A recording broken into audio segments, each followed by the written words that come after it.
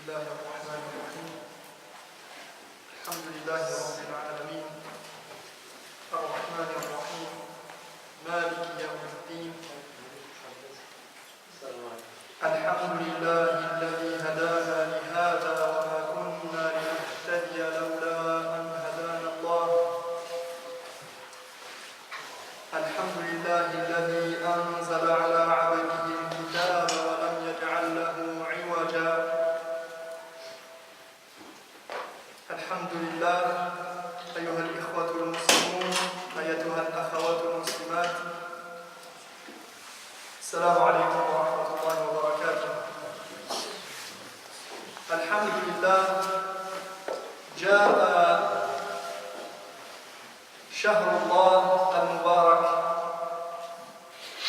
جاء شهر القرآن le mois du Coran est arrivé alhamdulillah il est temps de nous réjouir il est temps de nous réjouir car c'est l'occasion pour nous de purifier nos cœurs c'est une occasion, c'est l'occasion ou jamais de purifier nos cœurs, de reprendre le contact avec cette foi que nous délaissons souvent et Dieu sait combien nous sommes pris par le train de cette dunya, nous sommes enchevêtrés, embourbés dans cette roue qui tourne et qui fait que par la force des choses nous nous éloignons et nous avons besoin de revenir à Allah tabaraka wa ta'ala et alhamdulillah Allah dans sa miséricorde il a fait en sorte qu'il y ait des saisons et qu'il y ait des mois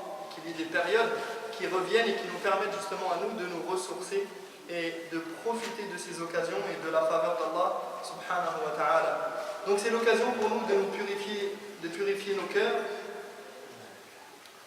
et de faire revivre cette foi qu'il y a en nous en tant que mu'minin, en tant que croyants, en tant que musulmans qui voulons nous soumettre à l'ordre, aux ordres et aux prescriptions divines et au message du prophète sallallahu alayhi wa sallam. فهذه فرصة عظيمة لنا لنجدد إيماننا.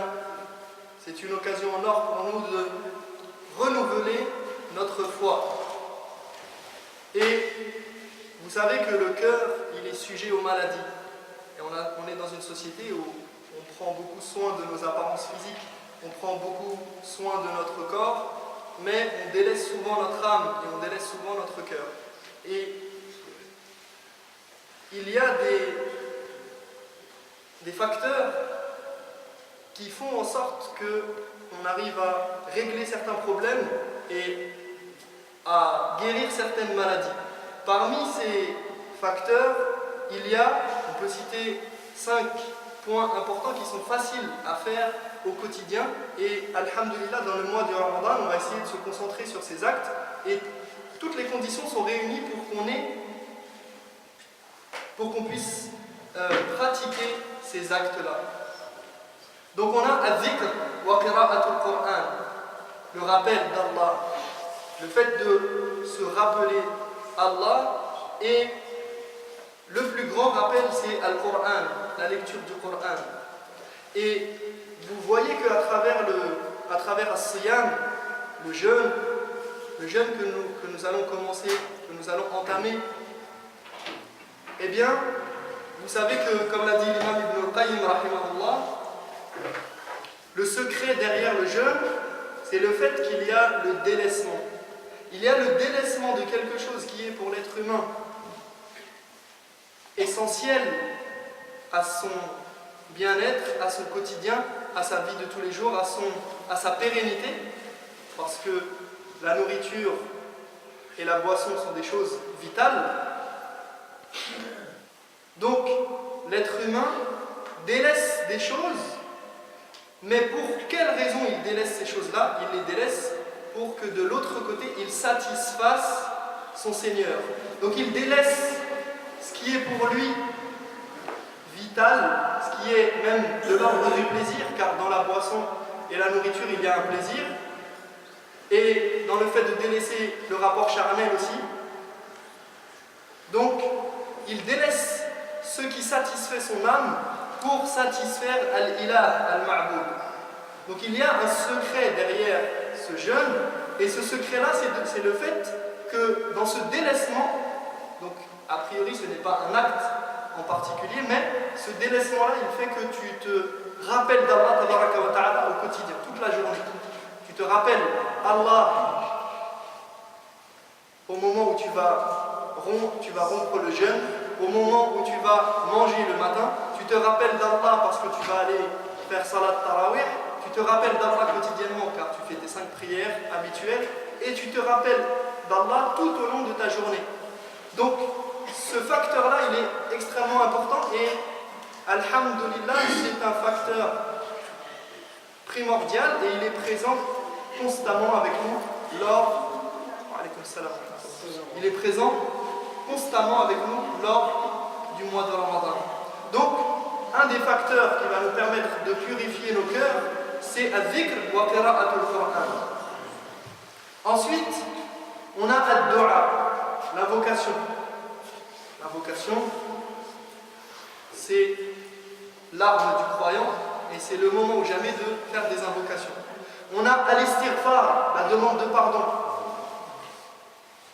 On a la demande de pardon, et vous savez que pour ceux qui connaissent la formule Sayyidul Istighfar, la formule maîtresse de la demande de pardon, donc je vous renvoie au livre de Dua pour ceux qui ne la connaissent pas. On a as-salatu ala nabi sallallahu alayhi wa sallam, le fait de prier sur le prophète, donc de demander les faveurs d'Allah sur le prophète alayhi salatu wa sallam, et qiyamul layl, la prière nocturne, la prière que beaucoup malheureusement négligent et délaissent alors qu'il y a un grand bien derrière, mais comme je le disais au départ, la dunya, notre vie quotidienne, fait que nous sommes tellement accaparés de part et d'autre que même 2 rak'at chaque nuit peuvent être difficiles, alors que a priori c'est quelque chose de très simple. Donc ces 5 facteurs vont être réunis lors du mois de Ramadan, et ils vont nous permettre de purifier notre cœur, incha'Allah ta'ala. Ramadan, shahru al-Qur'an. قال الله تعالى شهر رمضان الذي أنزل فيه القرآن هدى للناس وبينات من الهدى والفرقان. Allah subhanahu wa ta'ala nous dit: le mois de Ramadan est le mois au cours duquel le Coran a été révélé. Donc, c'est l'occasion ou jamais pour nous de lire le Coran, de reprendre notre lien perdu avec le Coran. Ce n'est pas normal qu'un musulman, qu'un croyant, que quelqu'un qui porte foi dans le message du prophète Mohammed alayhi salatu wassalam, il ne lise pas le Coran, il ne lise pas le message de son Seigneur. Et donc, Allah nous dit dans ce verset, le mois de Ramadan est le mois au cours duquel le Coran a été révélé. Pourquoi? À quoi sert-il le Coran? Pour guider les hommes dans la bonne direction et leur permettre de distinguer la vérité de l'erreur, le vrai du faux. Donc le Coran, c'est dans le Coran que tu dois chercher la guidée. Beaucoup de gens se posent toujours la question et ils partent dans tous les sens et ils se demandent comment peuvent-ils obtenir la guidée. Bien sûr, la guidée provient d'Allah. Wa nas'alullah al-huda. Mais parmi les causes les plus tangibles et les plus importantes, et d'ailleurs c'est pour ça que les Sahaba radiallahu anhum, ils passaient du temps avec le Coran, et nos ancêtres, nos pieux prédécesseurs, ils passaient du temps avec le Coran, au point qu'il a été rapporté que pendant le mois de Ramadan, l'imam Shafi'i, il terminait le Coran 60 fois. Il faisait une lecture complète, 60 lectures complètes du Coran. Bien sûr, c'est l'imam Shafi'i, et on estime que peut-être cela fait partie des karamat, des prodiges des pieux, que d'avoir fait cette chose-là. Et l'imam Ibn Asakir, dans Tarikh Dimashq, il a rapporté ce fait, il a dit, moi j'ai essayé de faire comme l'imam Shafi'i, mais j'ai pas réussi, j'ai réussi que 59 fois. Donc, vous voyez comment les anciens étaient attachés au Coran. Et malheureusement aujourd'hui, beaucoup d'entre nous cherchent à être guidés, mais par des voies qui sont biaisées, par des chemins qui sont obstrués. Et ils emploient leur temps dans des choses pas forcément futiles et qui peuvent avoir leur importance, mais ils négligent le primordial. Alors celui qui délaisse le primordial pour quelque chose de futile et de secondaire, forcément il ne peut pas atteindre son but. Et ici Allah il met en évidence qu'il nous dit Huda linnas, c'est une Huda. Le Coran c'est ça la guidée, c'est là où tu trouveras la guidée.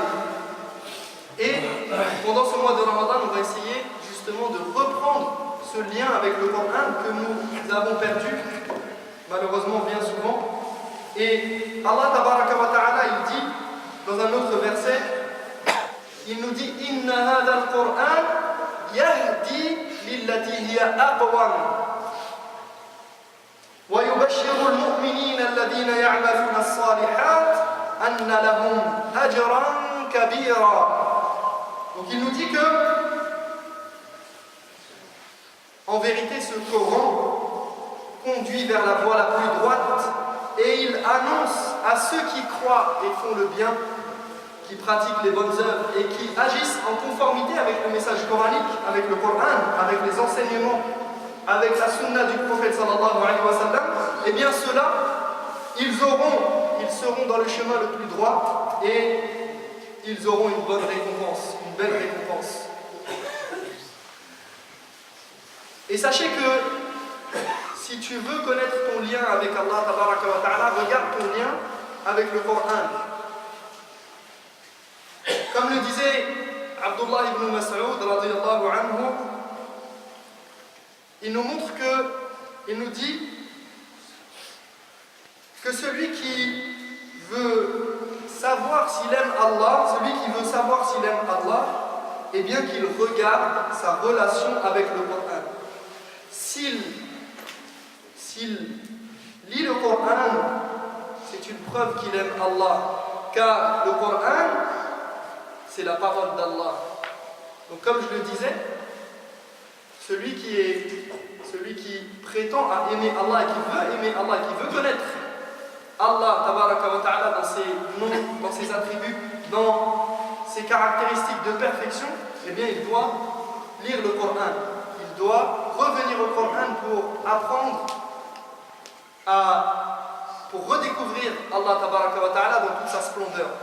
Et juste pour terminer, vous savez que, encore une fois, l'imam Ibn al-Qayyim dans son fameux livre Al-Fawaid, il nous a parlé de Hajr al-Qur'an et il nous a cité le fait de s'écarter du Coran, et il a parlé du verset où Allah tabaraka wa ta'ala a dit wa qala ar-rasul ya rabbi inna qawmi ittakhadhu hadha al-Qur'ana mahjura. Il dit, donc c'est le prophète alayhi salatu wassalam qui s'est plaint à son Seigneur et il dit Seigneur, mon peuple a adopté une attitude hostile à l'égard du Coran. Pourquoi, comme l'ont dit les Mufassiroun? Parce que son peuple disait du Coran sihr, shi'r. Il disait que c'était des paroles d'un poète, d'un fou, d'un sorcier. Donc ils ont eu une attitude hostile à l'égard du Coran, mais il y a aussi le fait, il y a une autre compréhension qui a été ramenée par les Mufassiroun, c'est que le Coran a été délaissé, a été mis de côté. Donc il a été mis de côté à quel niveau? Au niveau de l'écoute. Donc il faut écouter le Coran. Au niveau de l'amal bihi, de le mettre en application. Il faut, et wal-wuquf inda halalihi wa harami. Le fait de s'arrêter et de suivre les règles et les principes qui sont mis en exergue dans le Coran, il a été évité, écarté, on s'est écarté du Coran par rapport au fait de le prendre comme juge et de revenir à lui. On s'est écarté du Coran par rapport à la réflexion. Prendre du temps, le but ici ne va pas être dans ce mois-là de lire le Coran et d'essayer de terminer à tout prix. Certes, c'est une bonne chose de le terminer, mais si on peut prendre un temps, consacre 1 heure dans ta journée, tu te dis cette heure-là, elle est pour le Coran. Même si tu lis 2 versets et que tu réfléchis dessus, c'est mieux que d'avoir lu 100 pages et de n'avoir rien compris. L'essentiel, c'est de prendre du temps pour la réflexion at-tadabbur. Et ensuite, il nous cite, il nous dit Hajru al-istishfa wa at-tadawi bil-Qur'an. Le fait de chercher la guérison des corps et la guérison des cœurs. أقول قولي هذا وأستغفر الله لي ولكم بارك الله لي ولكم